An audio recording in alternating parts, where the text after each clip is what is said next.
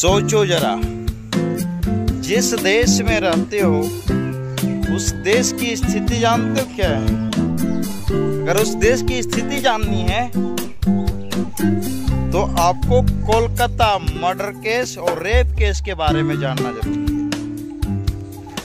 वही Kolkata rape case और murder case जो आप लोग बहुत अच्छे तरीके से न्यूज में देखते होंगे, वही रेप केस, वही मर्डर केस जो आप लोग रोजाना सोते जागते ममता बनर्जी के गुरखों के बारे में जानते होंगे।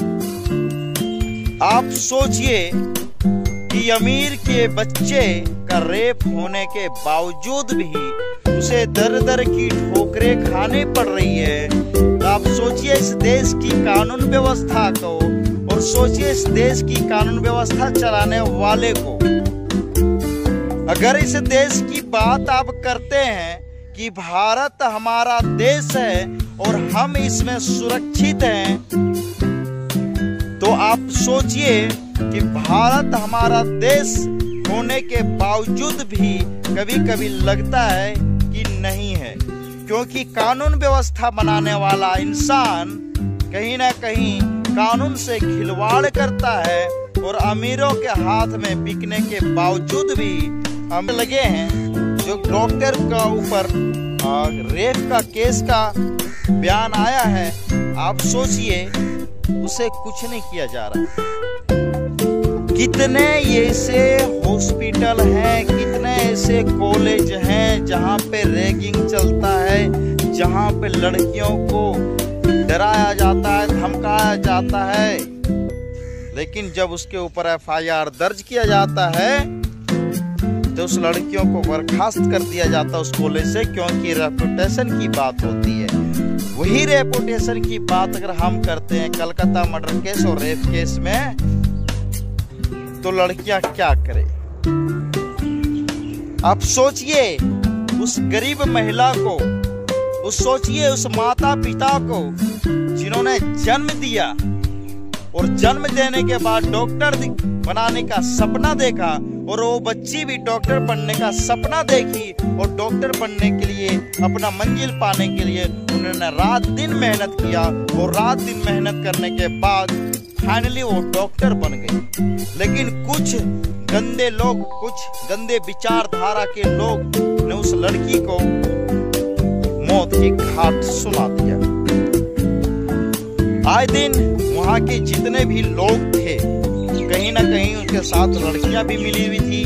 कब खाती है, कब सोती है, कब जाती है, सारा बातें उसके लिख किया गया था। तो ये चीजें आप सोचिए, जब इतना साफ होने के बावजूद भी उनके ऊपर एक्शन नहीं लिया गया है। सिर्फ कोई बता रहा है फांसी की सजा होगा, कोई बता रहा है उम्र कैद होगा, लेकिन ममता बनर्जी वहीं पर डटी हुई है बीजेपी को घेरते हुए कि नहीं, बीजेपी ने करवाया है, बीजेपी का हाथ है, बीजेपी ने दंगा करवा रहा है। अब सोचिए ना इस जरा को कि ममता बनर्जी एक महिला होने के बावजूद भी महिला का दर्द नहीं समझ सकती, महिला होने के बावजूद भी महिला की पीड़ा नहीं समझ सकती, और बंगाल का मुख्यमंत्री है। तो आप सोचिए जरा कि हमारा देश का स्थिति क्या होने वाला है, देश का कानून व्यवस्था क्या होने वाला है। वही गरीब इंसान अगर गलती कर देता तो उसके ऊपर FIR दर्ज हो जाता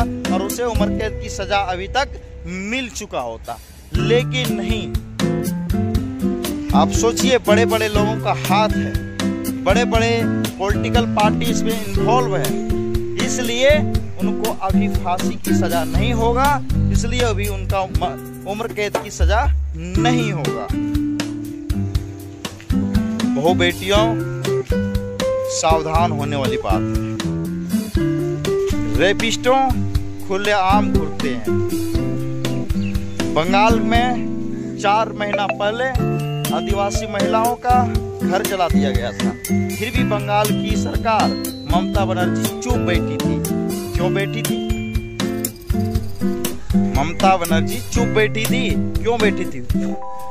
ममता बनर्जी जो है कहीं ना कहीं सब गुरखों को पाला सारे लोगों को पाला हुआ है।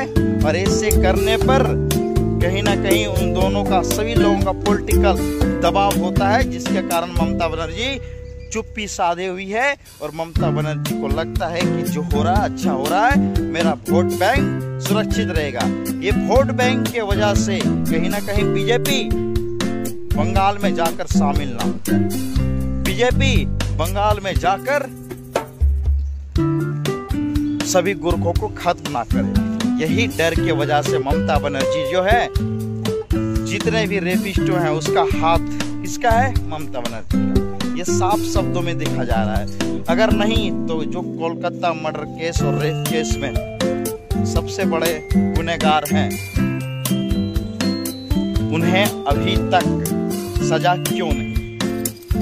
उन्हें अभी तक जेल के सलाखों में रहने के बावजूद भी उन्हें रेप केस के दाग लगा है, लेकिन दाग छुटाने के लिए कम से कम 51 वकील कर दिया गया है। अब सोचिए ना, हमारा देश की स्थिति है और दशा और दिशा बिगड़ने वाली है। दशा और दिशा कब बदलेगा? डिजिटल मीडिया आ गया, डिजिटल सारी चीज हो गए, सोशल मीडिया आ गया, लेकिन फिर भी हमारे देश में कानून व्यवस्था का धज्जिया उड़ता है और उड़ता रहेगा, क्योंकि गरीबों के लिए कानून व्यवस्था नहीं है, सिर्फ और सिर्फ अमीरों के लिए कानून व्यवस्था है। और अमीर जो चाहे वो कर सकते हैं, क्योंकि सारे लोगों में से कुछ परसेंट लोग जो है वो पॉलिटिकल कठपुतली होते हैं और पॉलिटिकल दबाव से काम करते हैं।